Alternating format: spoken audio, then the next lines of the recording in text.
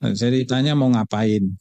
Kalau saya bilang saya mau bikin produk baru, itu namanya sukuk atau obligasi syariah ke Bapepam pada waktu itu ya. Sekarang kan jadi Bapepam LK, kita bilang mau bikin sukuk. Apa itu sukuk?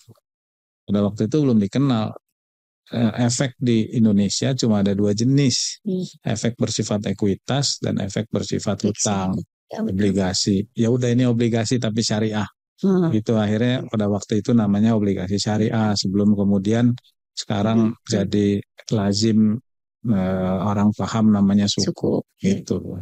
Jadi juga sempat ikut penasihat sukuk negara juga ya berarti ya, gara-gara itu juga ya? Ya karena pertama kali kita yang mengusahakan supaya emisi obligasi syariah itu pertama terbit, pengalaman itu yang kemudian kita sharing bersama-sama teman-teman di Kementerian Keuangan untuk kemudian menerbitkan sukuk negara.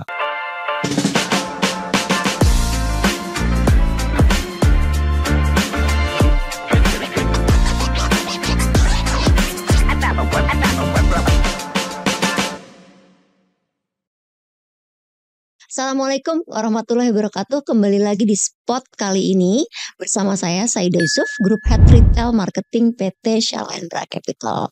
Seperti biasa, kita akan ngobrol-ngobrol seru tentang keuangan, investasi dan juga bisnis. Alhamdulillah kali ini kita kedatangan narasumber yang luar biasa. Beliau punya pengalaman lebih dari 25 tahun di industri keuangan khususnya di syariah.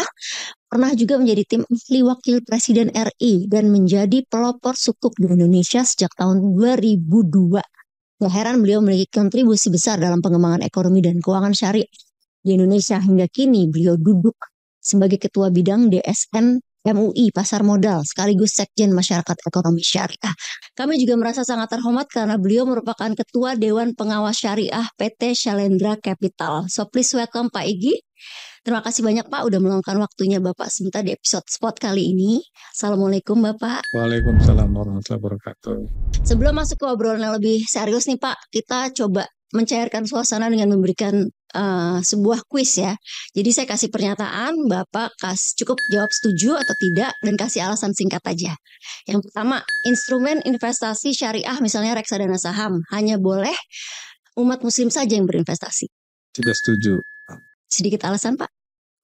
Kalau acara ini dibuat di masjid waktu itu, ada kawan-kawan yang non muslim juga tanya, kita boleh ikut masuk masjid nggak?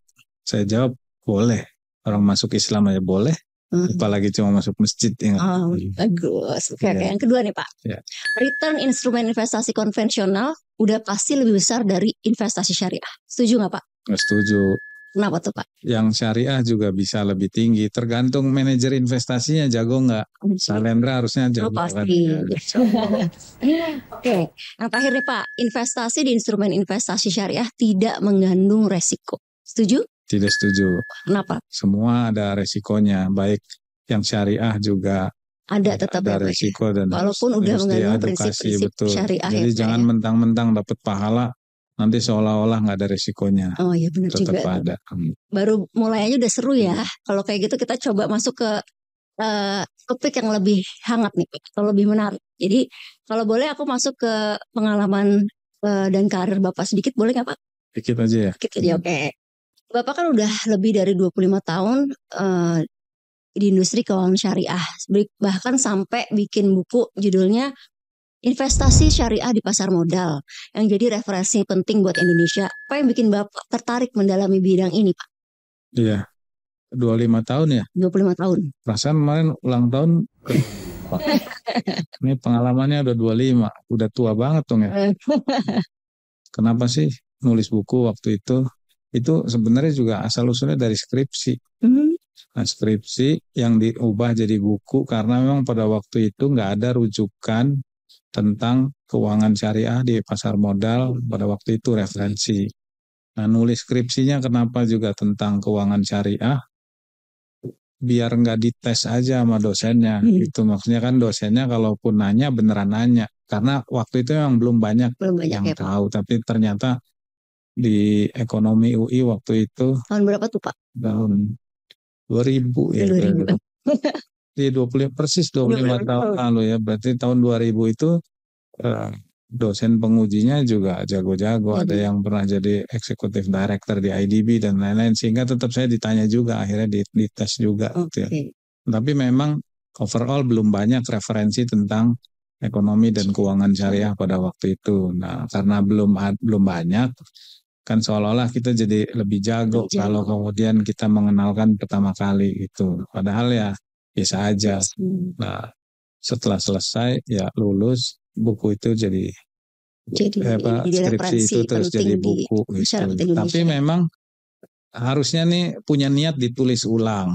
Ditulis Edisi ulang, kedua lah ya. edisi revisi, karena Revisi. pada waktu buku itu ditulis kan tahun 2000 itu belum ada sukuk, belum ada obligasi syariah, karena kan munculnya di 2000 di 2002. Dua tahun Dua kemudian. tahun kemudian itu juga sebetulnya pertama kali saya masuk ke salah satu sekuritas pada waktu itu. Nah, saya ditanya mau ngapain.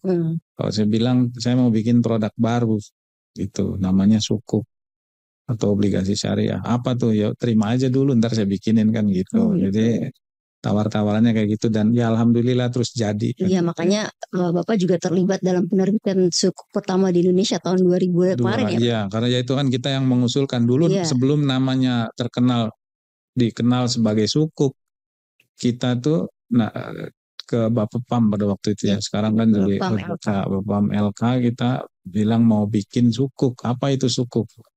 Pada waktu itu belum dikenal.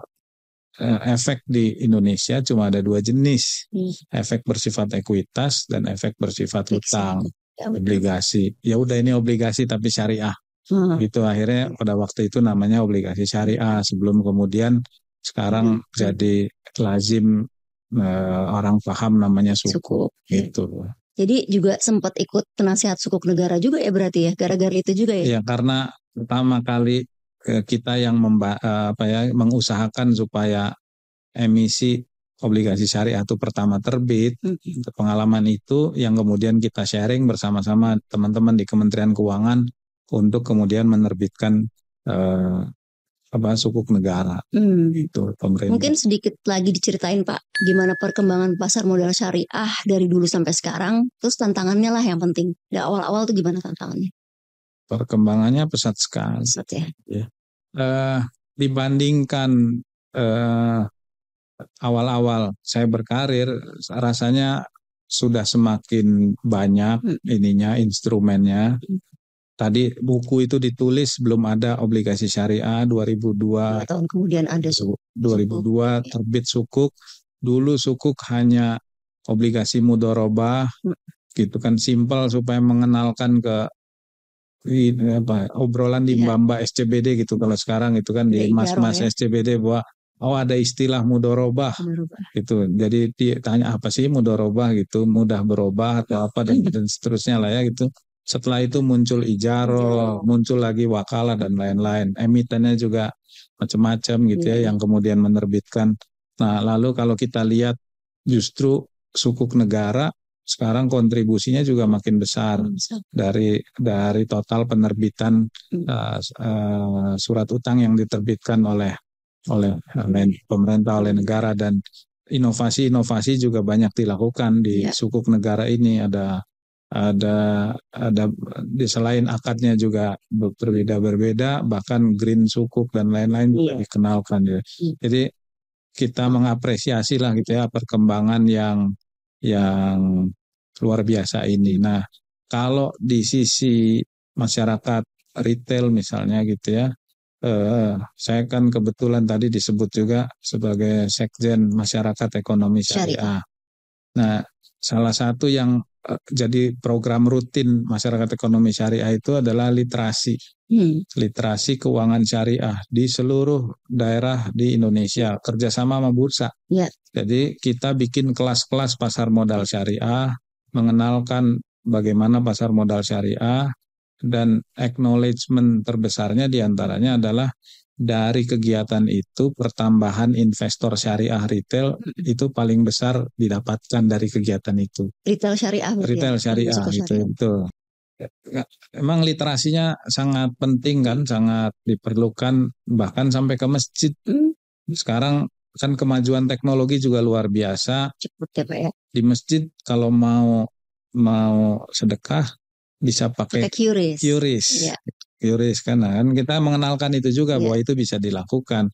Walaupun anak sekarang juga jadi nanya, ini bisa buat bayar apa aja, bayar sedekah. Kalau bayar utang puasa boleh nggak? Gitu. Masa sih? Pakai QRIS bisa mungkin kan, itu kan bayar utang puasa. Bisa Ya aja kan sih Bapak. mungkin kan enggak. Ya kita kadang jawabnya ya, kalau bisa mungkin juga top up dosanya, bisa juga dosanya sudah. Ya.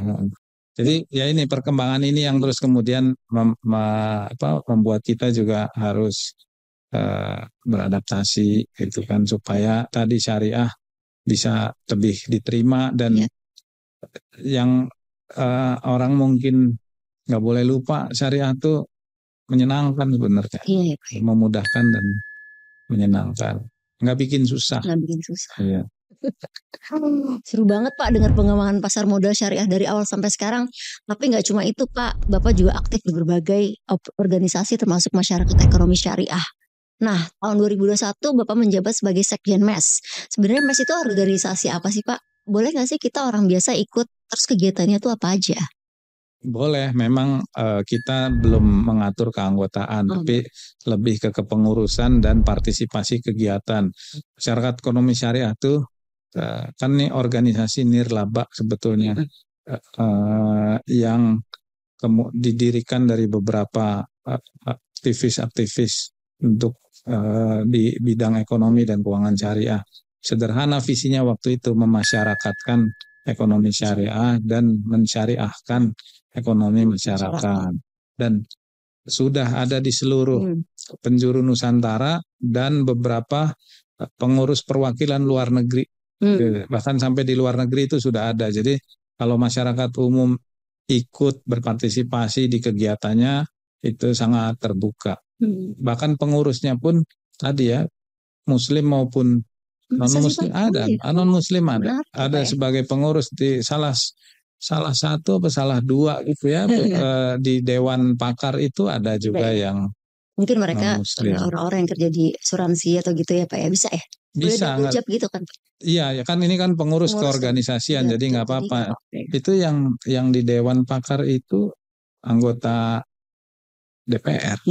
Iya, nah justru non Muslim tapi pada saat membicarakan tentang keuangan syariah di legislatif sangat ikut membantu, dan beliau bilang, oh karena saya salah satu Dewan Pakar atau Dewan Pembina di masyarakat ekonomi syariah. Jadi ini inklusif kan, terbuka untuk semua.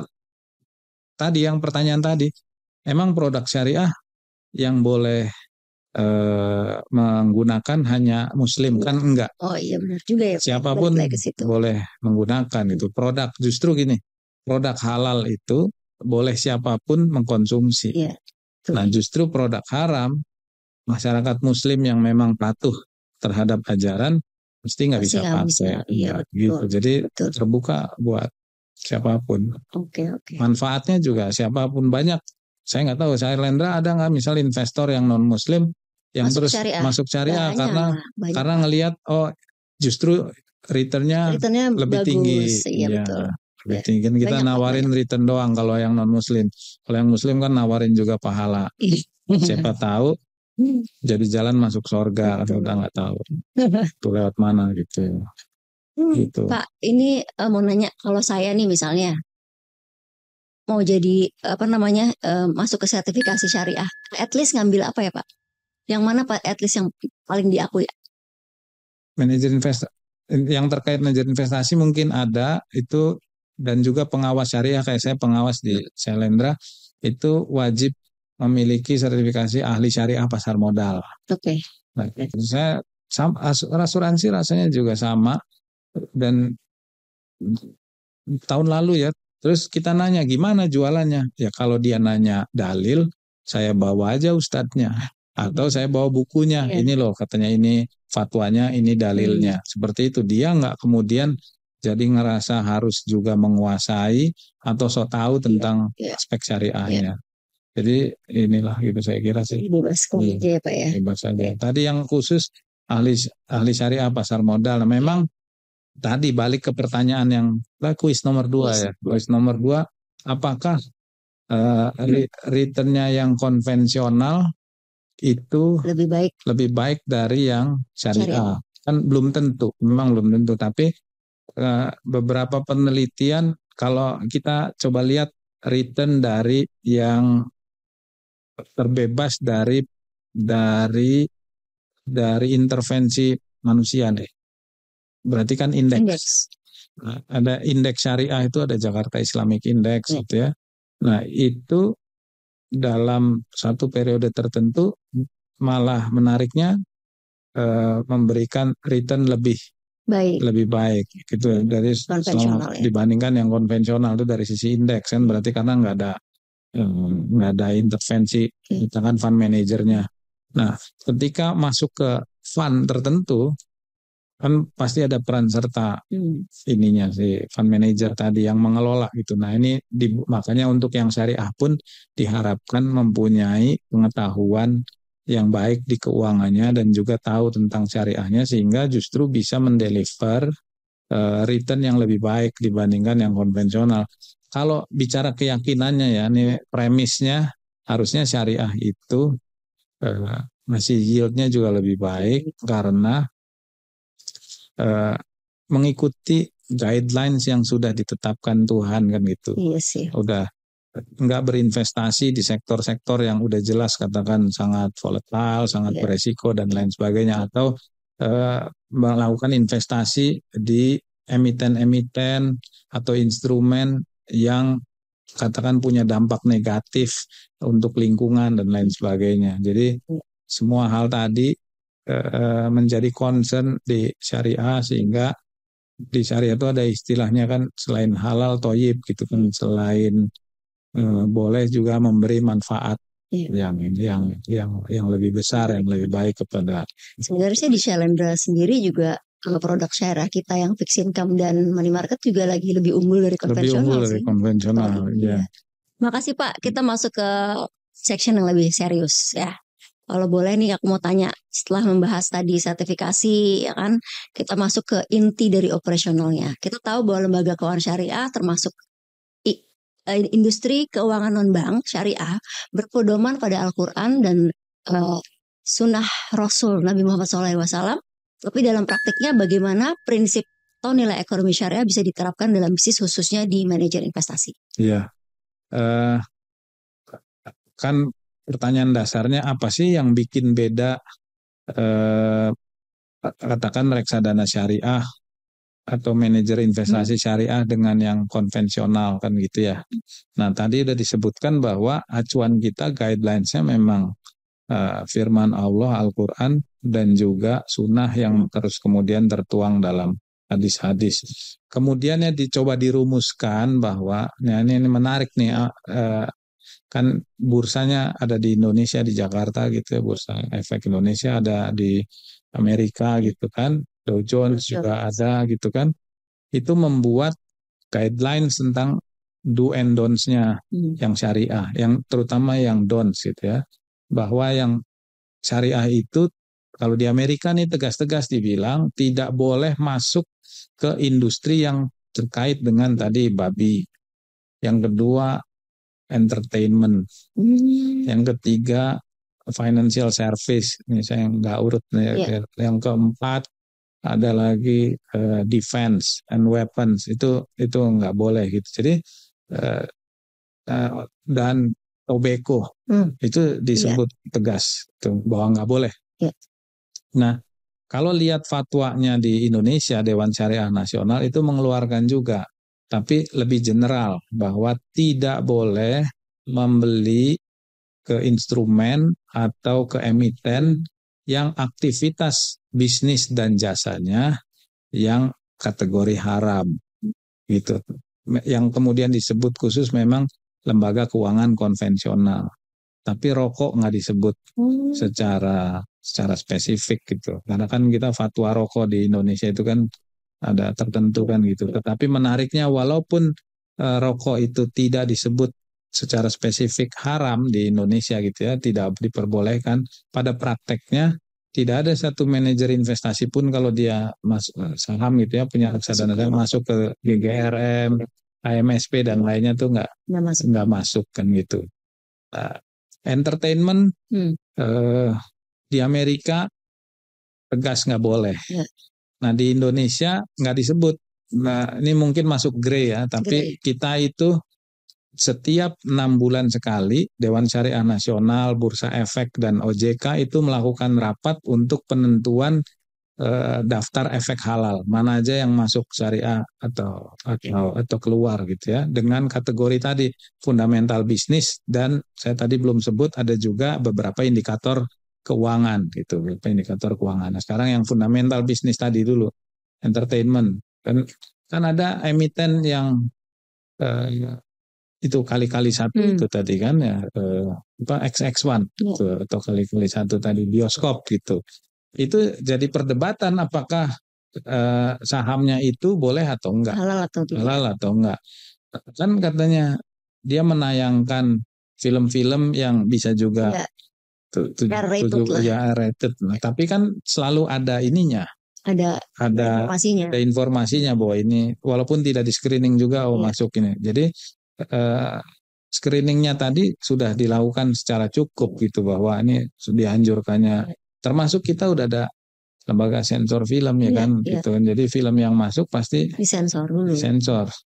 Hotel Amerika pasti keluar. Karena di Amerika nggak kenal hotel syariah. Nah di Indonesia kan ada, walaupun saya belum ada emitennya kan ya, gitu, mengeluarkan seperti itu gitu. So, hotelnya sih udah ada tuh, hotel syariah ada beberapa. Nah contoh seperti itu. Menarik ya Pak. Jadi kalau di luar itu lebih spesifik ya, tapi di sini lebih general gitu ya Pak ya. Oke, kalau mau tahu nih Pak, banyak masyarakat Indonesia yang masih rancu sama halal atau salah paham perbedaan instrumen syariah itu konvensional atau tidak ya. Dari pengalaman Bapak, miskonsepsi yang paling sering muncul tuh apa? Di pasar modal ya. Iya. Pertanyaannya itu selalu berulang bahwa apakah bertransaksi saham itu judi atau enggak. Makanya kemudian ada fatwa tentang mekanisme jual beli saham di pasar modal, di bursa, dan itu dinyatakan halal. Nah, memang kembali ke masing-masing orang tadi gitu kan. Motif itu apa gitu. Nah, orang beli saham itu kan bisa spekulasi, bisa investasi kan gitu kan. Makin pendek katanya durasinya, makin lebih dekat ke spekulasi. Makin nggak ngerti emitennya apa, asal ikut-ikutan doang, itu masuk ke spekulasi, dekat sama judi. Tapi ketika kita tahu persis apa yang kita beli, kita tahu fundamentalnya berapa dan seperti apa kan boleh. Berapa, value-nya berapa gitu ya. Dan dalam beberapa hal syariah sama konvensional ya tidak dihindarkan juga ada mirip-miripnya, sama-sama aja. Kan ngitung harga saham masih sama, P sama dengan dividen dibagi K minus G gitu. Kalau di ininya gitu ya, di kuliahnya kan terus seperti itu. Sama, baik syariah maupun konvensional pakai rumus yang sama gitu. Penyesuaiannya kan tinggal nanti di diskonto dan lain sebagainya gitu. Jadi yang membedakan tadi, kita nggak bisa beli saham rokok, nggak bisa beli saham bank konvensional, cuma boleh bank syariah. Kita nggak bisa juga beli saham distributor minuman keras misalnya kan. Nah ini pertanyaan berikutnya yang juga muncul, kan nggak semuanya halal. Iya. Gitu maksudnya, ada tadi ada indikator-indikator keuangan yang juga jadi concern. Misal gini, hampir semua emiten di pasar modal kita pasti punya rekening bank konvensional dan bisa jadi punya pendapatan bunga. Betul kan ya? Yeah. Nah, jadi kita itu di Dewan Syariah juga sama bikin kesepakatan juga bahwa sampai level tertentu masih bisa diakomodir. Jadi pendapatan non halal sebuah emiten itu tidak boleh misalnya lebih dari 5% gitu misalnya gitu. Saya lupa nih sekarang berapa. Tapi di luar negeri dulu juga lebih kecil lagi. Lebih kecil, bahkan ada satu lembaga keuangan yang memang zero tolerance. Dia maunya ya emang nggak boleh ada. Tapi kalau itu langsung diterapkan di Indonesia ya bubar. Iya. Nanti nggak ada emiten yang terus juga masuk. Gitu. Nah, contoh lagi nih, itu juga selalu didiskusikan kalau kemudian ada evidence tertentu, misal Telkom, TLKM, gitu ya. Salah satu lini usaha Telkom itu tadi menyewakan lease line misal. Nah, terus ternyata kepada bank-bank konvensional nggak boleh dong, kan harusnya karena dari pendapatan yang non halal. Nah, itu dibahas sampai berapa besar dan lain sebagainya, gitu. Jadi yang seperti itu ada, gitu. Ada juga, saya pernah ingat juga ada perusahaan, ada emiten, terus kemudian aktivitasnya itu menyewakan ruang-ruang bisnis gitu ya, mall dan lain-lain.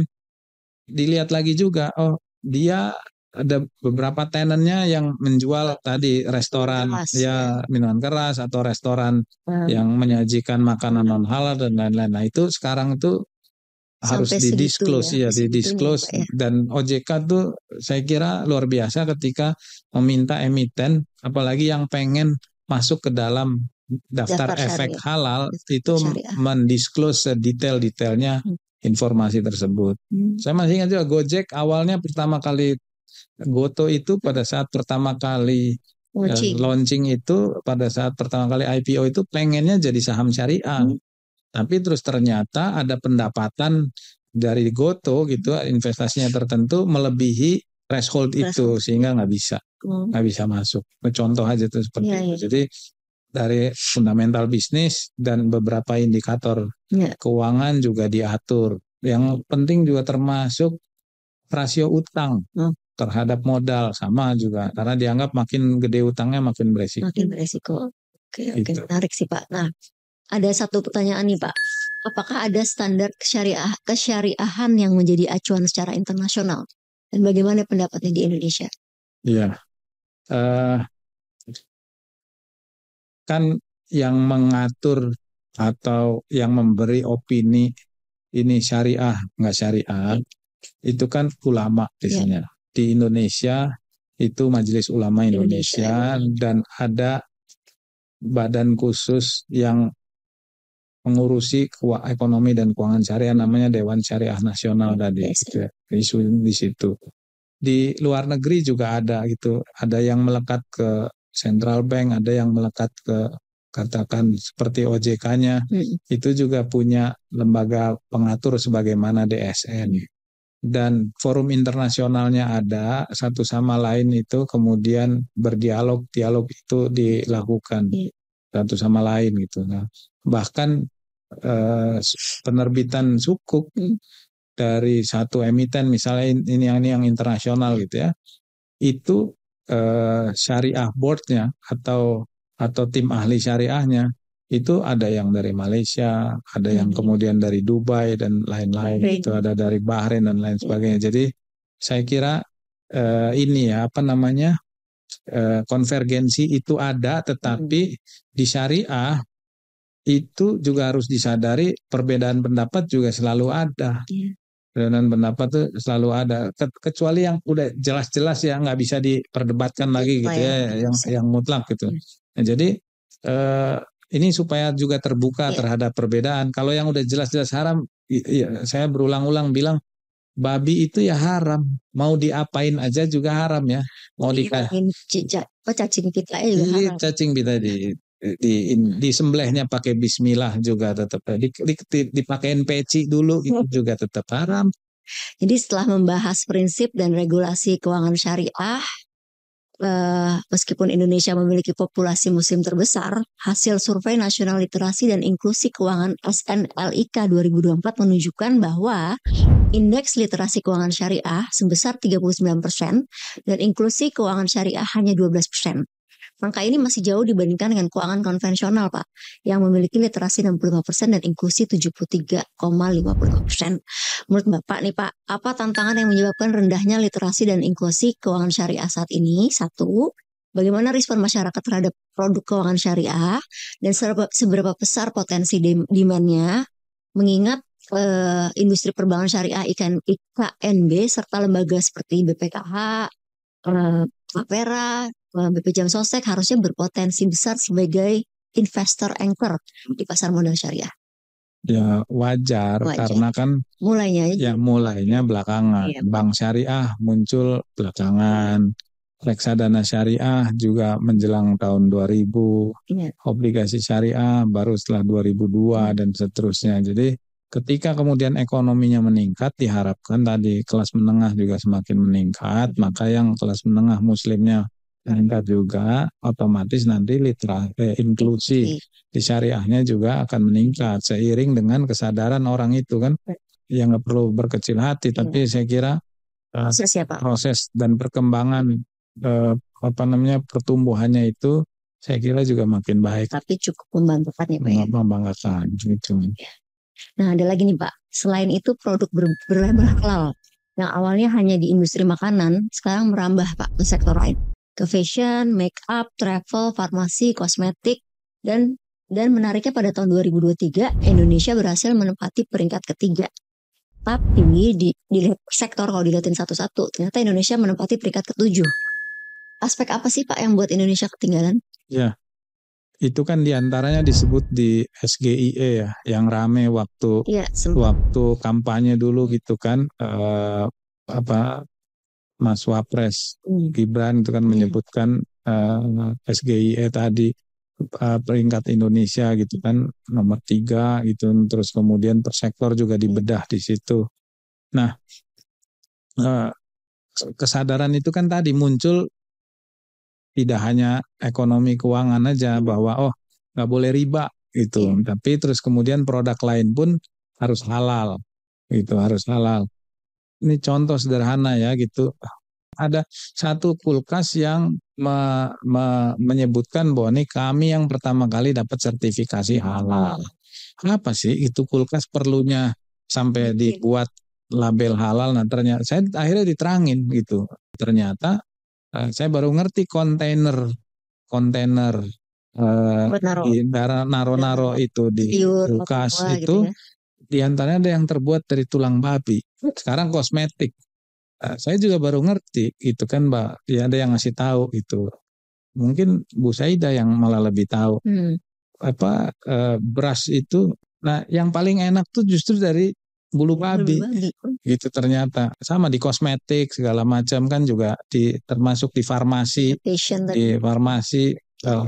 Itu juga komponen-komponen yang dikhawatirkan kemudian membuat itu haram, itu yang kemudian coba dihindari. Makanya kesadaran itu muncul sehingga muncullah tadi untuk syariah gitu ya, untuk lebih bisa comply dengan aturan syariah.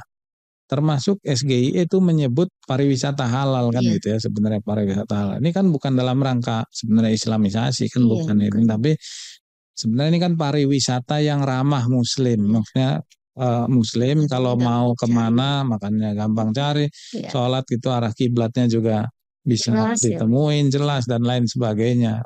Justru kita lihat kan Korea, Jepang karena ngelihat wisatawan Indonesia tuh banyak menyediakan fasilitas seperti itu. Nah Indonesia justru nomor 1 loh di SGI itu untuk pariwisata gitu. Nah ini upaya pemerintah sekarang supaya menjadi pusat ekonomi dan keuangan syariah di dunia itu diwujudkan dengan kebijakan, dengan kemudian bantuan-bantuan yang diberikan untuk bisa mendorong ini gitu. Saya kira sih itu. Itu cukup membanggakan juga ya udah bisa masuk untuk pariwisata. Iya betul. Ada beberapa itu kan kita ada beberapa.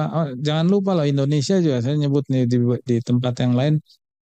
Negara paling generous, yang paling dermawan di dunia, lebih dari rasanya 12 kali gitu ya, 12 tahun berturut itu Indonesia. Iya. Itu Indonesia. Jadi modalnya itu kita tuh luar biasa, walaupun susah gitu ya. Walaupun susah kita tuh tetap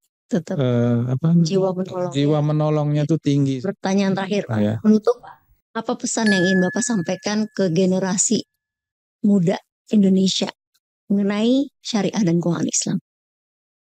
Keuangan syariah itu mudah dan untuk bisa lebih berkembang cukup dengan memulai. Yang penting memulai dulu gitu. Yang penting mulai gitu ya, mulai dulu. Punya uang dikit, minimal punya rekening di bank syariah. ada alokasi untuk beli reksadana, masuk ke reksadana syariah gitu kan. Karena agama itu kan amal. Iya. Bukan cuma ilmu doang, dengar oh iya tahu gitu, kalau nggak diamalin gitu. Wah Pak, nggak berasa udah di penghujung acara perbincangan, tapi sebelum kita tutup spot kali ini, saya mau tanya satu pertanyaan. Sorry Pak, satu pertanyaan lagi. Apa filosofi investasi Pak Igi? Kalau udah bisa investasi, jangan lupa zakat. Nah, setuju Pak. Karena wajib. Bukan cuma wajib. Kalau saya berdoa, zakatnya tiap tahun makin nambah. Makin nambah, iya benar Pak. Income-nya semakin nambah. Iya, setuju. Investasinya makin banyak. Benar. Itu aja kali. Mantap Pak. Come you getar-getar. See you later. Menarik banget, terima kasih Pak Igi udah berbagi cerita di episode spot kali ini. Semoga kita semua bersama dapat meningkatkan pertumbuhan industri pasar modal syariah yang berkelanjutan. Amin. Semoga obrolan kita kali ini bermanfaat bagi penonton setia Spot to find smarter way to live better. Saya Saida Yusuf signing out. Sampai jumpa di episode berikutnya. Assalamualaikum warahmatullahi wabarakatuh.